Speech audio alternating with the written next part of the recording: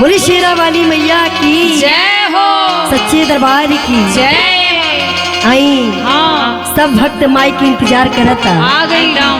और माई के नवरात्र के पावन महीना में हाँ, माई आ गई बाड़ी सब कोई न्योता भेज दे और सबके न्योता भेज दिले बा माई के कि माई आई आवे के बाद आवे के बाद हमरे घरे में और हमरा परिवार के रौरा हाथ में बस सब सुखी रखे के जय बा। हो, जय और हो। कहे कि कैसे कैसे अरे घर ही में मैया के बोलाए मंदिर बन माई भी मंदिर बन माई भी हो जय हो, कि मैया लाली रे चांदनिया तनाई भजन गवाई भी हो। मैया लाली रे चंदनिया तनाई भजन गवाई बहे। मैया लाली रे चंदनिया तनाई भजन गवाई बहे। घर ही में मैया के बोलाए मंदिर बन माई मंदिर बन माई भी हो।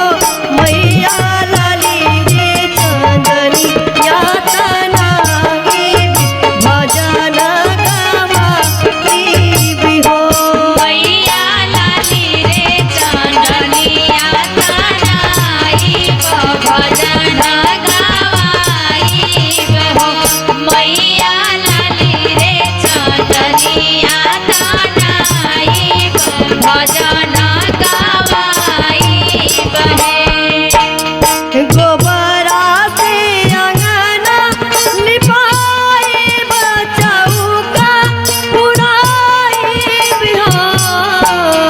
गोबरा से अंगना लिपाई बचौका पुराई बहो।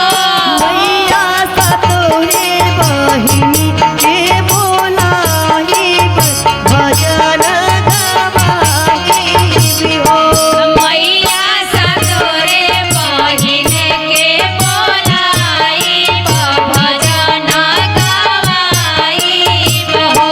मैया सतोरे बहिन के बोलाई भजन गवाई बहो। अड़हुल के फूलवा ले आई हरवा बनाई भी हो।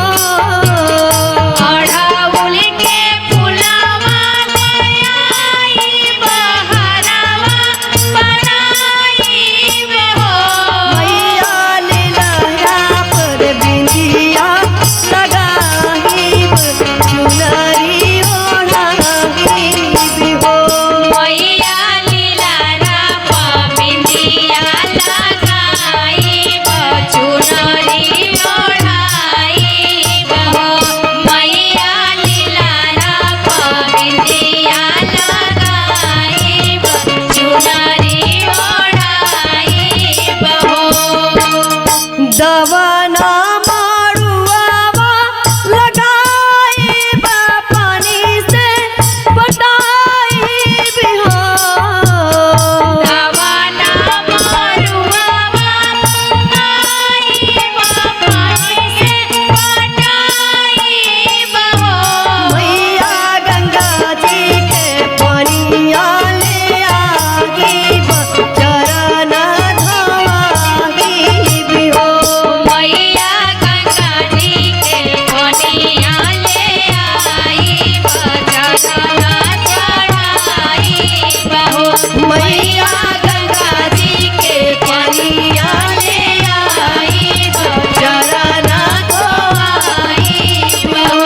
मैया गंगा जी के पनिया ले आई भजन धोआई बहो। वो सच्चे दरबार की जय। वो शेरा वाली मैया की जय हो।